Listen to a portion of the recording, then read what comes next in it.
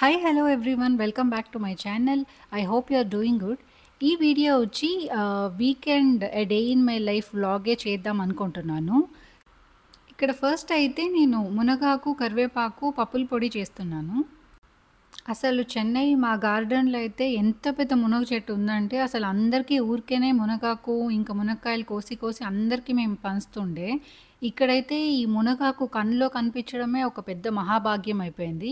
ఆఖరికి ఇదొక 2 కట్టలు లాస్ట్ వీక్ తీసుకొచ్చాము. దాంట్లో ఒకటొచ్చి ఫ్రై చేశాను.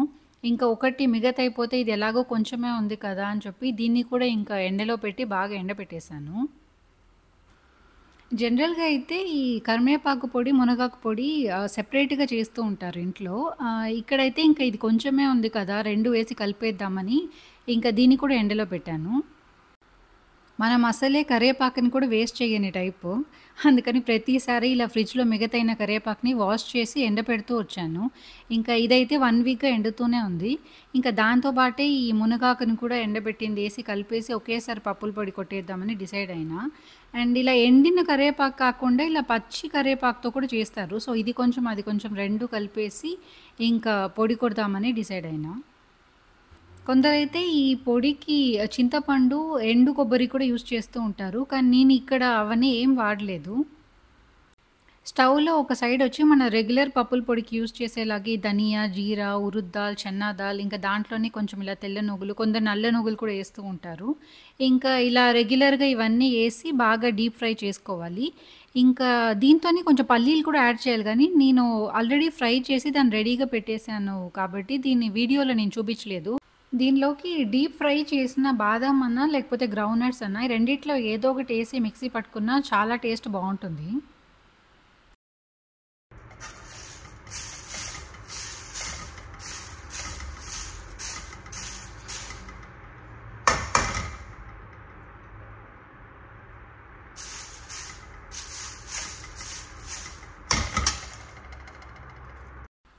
నెక్స్ట్ ఇక్కడ కారంకి సరిపోయేడంత ఎండుమిర్చి, ఇంకా తెల్లగడ్డలు ఫ్రై చేస్తున్నాను. అదే తెల్లగడ్డలంటే గార్లికు, ఇంకా కొందరు తెల్లగడ్డలంటే ఏంటి అని అడుగుతూ ఉంటారు. ఇక్కడ ఇవన్నీ ఇంకా బాగా డీప్ ఫ్రై అయినాక, ఇంకా బాగా చల్లారిచ్చి ఇంకా మిక్సీ యేసుకోవడమే.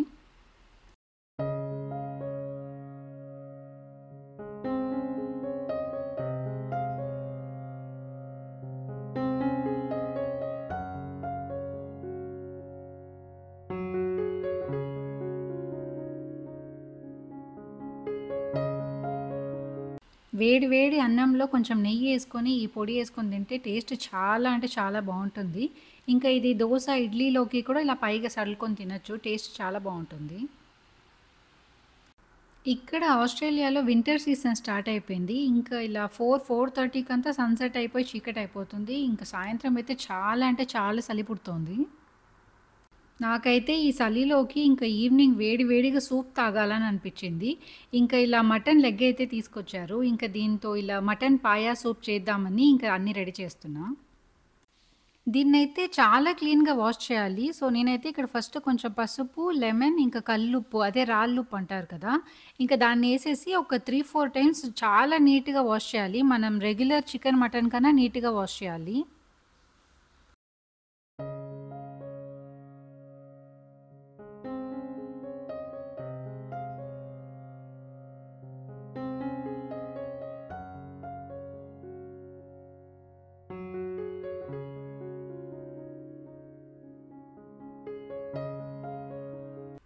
ఇక్కడైతే 1 ఆనియన్ అండ్ హాఫ్ టమాటో వచ్చి కట్ చేసి రెడీగా పెట్టుకున్నాను. టమాటో జనరల్‌గా మటన్ పాయాలో ఎయ్యరు గానీ, నేను హాఫ్ టమాటో ఎందుకేస్తున్నానంటే కొంచెం సూపీ, ట్యాంగీ టేస్ట్ వచ్చి చాలా బావుంటుంది సూప్‌లోకి. అందుకని అదేస్తున్నా. నెక్స్ట్ ఇక్కడ కుక్కర్‌లో ఒక 2 టేబుల్ స్పూన్స్ ఆయిల్ పోసుకొని అది వేడెక్కినాక ఇక్కడ కనిపించే ఈ స్పైసెస్ కొంచెం జీరా, పెప్పర్ ఇవన్నీ కొంచెం వేసేసి అది కూడా ఇంకా వేడెక్కినాక దాంట్లోనే ఇంకా ఆనియన్స్, టొమాటో అవన్నీ యేసుకోవాలి. ఒక 1 table spoon ginger garlic paste కూడా యాడ్ చేసుకోవాలి.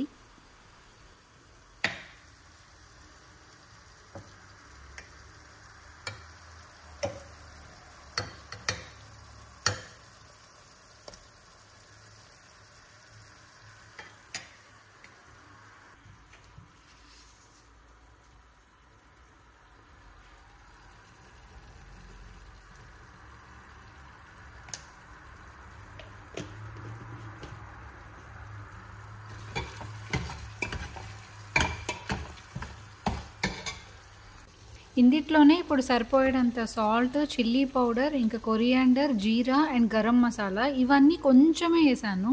జస్ట్ ఆ టేస్ట్ కోసం అంతే.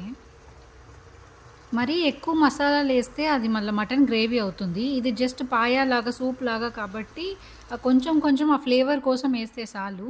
ఇవన్నీ ఇంకా బాగా ఆయిల్‌లోనే మగ్గేంత వరకు కొంచెం వెయిట్ చేయాలి.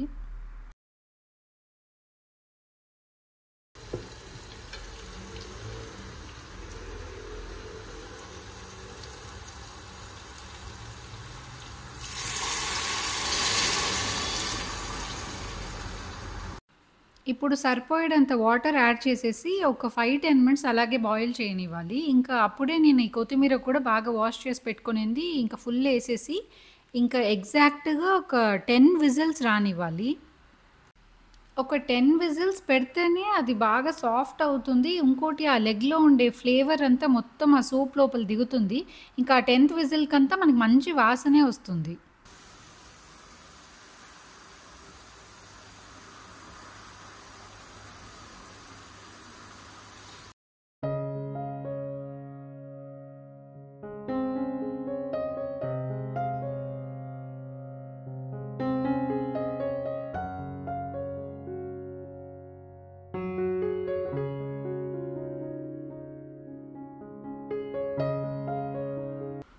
వేడి వేడి మటన్ పాయ అయితే రెడీ అయిపోయింది. ఇంకా మనకి సూప్‌కి తగినట్టు వాటర్ పోసుకొని మనం ఇంకా లిక్విడ్‌గా కూడా చేసుకోవచ్చు.